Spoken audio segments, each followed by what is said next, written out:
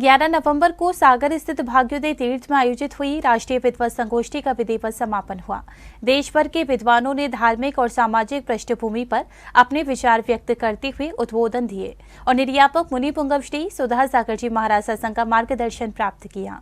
निर्यापक मुनि पुंगव श्री सुधा सागर जी महाराज सत्संग के मंगल सानिध्य में सागर स्थित भाग्योदय तीर्थ में आयोजित हुई बृहद राष्ट्रीय विद्वत संगोष्ठी 11 नवंबर को सानंद संपन्न हुई। प्रत्येक दिन की ही भांति इस दिन का शुभारंभ भी मुनिवर द्वारा उच्चारित मंत्रों के साथ शांति धारा करते हुए किया गया। सर्व सिंहादि भयम सर्वग्रह भयम सर्वदोषम व्याधि डामरम चाम सर्व मंत्रम। संगोष्ठी के समापन के अवसर पर आगंतुक विद्वानों और अतिथियों का प्रशस्ति पत्र देकर सम्मान किया गया। बड़े ही गौरवान्वित कर देने वाले क्षण थे ये।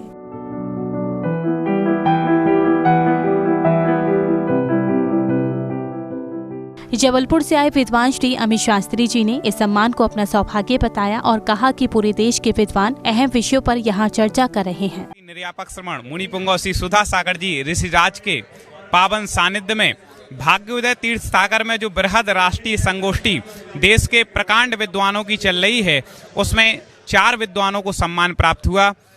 पूज्य गुरुदेव के आशीर्वाद से मुझे भी वह सौभाग्य प्राप्त हुआ जब श्रमण संस्कृति एवं 3 संरक्षण पुरस्कार पूज्य गुरुदेव के आशीर्वाद से श्रमण संस्कृति संस्थान सांगानेर के द्वारा प्रदान किया गया।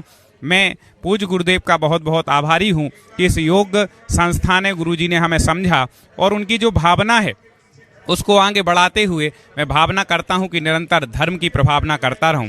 आज यहां पर बहुत बड़ी संख्या में विद्वानगण उपस्थित हैं, देश के प्रकांड विद्वान उपस्थित हैं, विभिन्न विषयों पर संगोष्ठी आलेख वाचन यहां पर हो रहे हैं और पूज्य गुरुदेव का भी भरपूर आशीर्वाद सभी विद्वानों को देश भर में धर्म प्रभावना के लिए प्राप्त हो रहा है। मुनि पुंगव श्री गुरुवर की साधना को पूरे संसार के लिए उपयोगी मानते हुए श्री अशोक भारती जी ने इस आयोजन के लिए आभार व्यक्त किया। पूज्य मुनि पुंगव सुधा सागर जी महाराज का यह जो मंगल हमारे लिए आज आशीर्वाद जो है प्राप्त हुआ है, उसके लिए हम उनके प्रति हृदय से आभार व्यक्त करते हैं।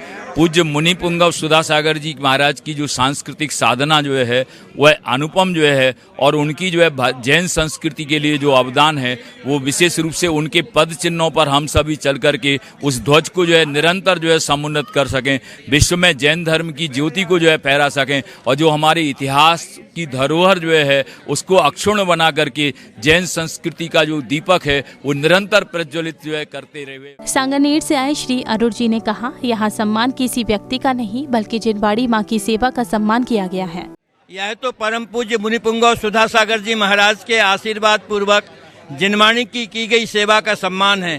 संसार में जो भी भगवान जिनवाणी की शरण में आता है वो अपने आप ही सम्मान का पात्र बन जाता है, आदर का पात्र बन जाता है और वह न केवल इस जीवन का बल्कि आगामी जीवन को भी भव्य और सुंदर बनाने में सक्षम हो जाता है। विद्वत संगोष्ठी के संयोजक श्री राजेंद्र जी सुमन ने आयोजन के बारे में विस्तार से बताया और कहा कि इस संगोष्ठी में जैन धर्म के इतिहास और दर्शन बड़ी सहजता से विद्वानों ने स्पष्ट किया है। ये 3 दिवसीय राष्ट्रीय संगोष्ठी परम पूज्य गुरुवर निर्यापक आचार्य सुधा सागर जी महाराज के सानिध्य में ऑल ओवर इंडिया से जितने भी विद्वान पधारे हुए हैं, आज उनकी गोष्ठी हो रही है।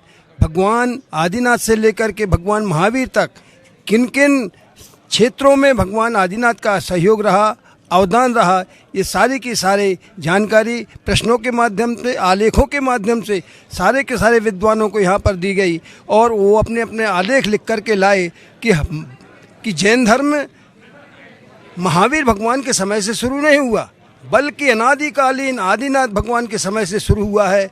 यही आधार लेकर के कि लोगों को जागरूक भी करना है कि भैया आदिनाथ भगवान के समय से हमारा पूरा जैन धर्म का और उसके पहले से भी जैन धर्म का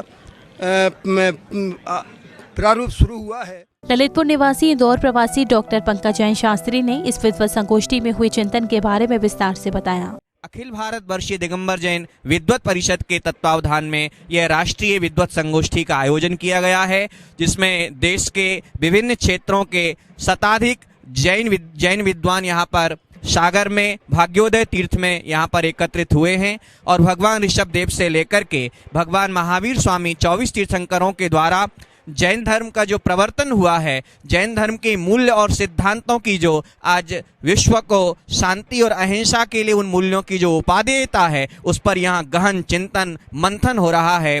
और जिस प्रकार से आज विश्व में शांति की आवश्यकता है, वैश्विक परिदृश्य में अहिंसा और सत्य की आवश्यकता है, उसको लेकर के इस संगोष्ठी में जैन धर्म के मूल्यों की जो प्राचीनता के साथ साथ समीचीनता किस प्रकार से सिद्ध की जा सकती है, उस पर यहाँ गहन चिंतन मंथन किया जा रहा है। और मैं समझता हूँ कि यह आयोजन इस दृष्टि से इसे हम एक सफल आयोजन कह सकते हैं। और इस तरह से भाग्योदय तीर्थ में हुई यह संगोष्ठी पूरे देश को गौरवान्वित कर गई। 3 दिवसीय इस संगोष्ठी के माध्यम से नगर में ज्ञान की गंगा बहती नजर आई। जैन फोकस के लिए सागर, मध्य प्रदेश से ब्यूरो रिपोर्ट।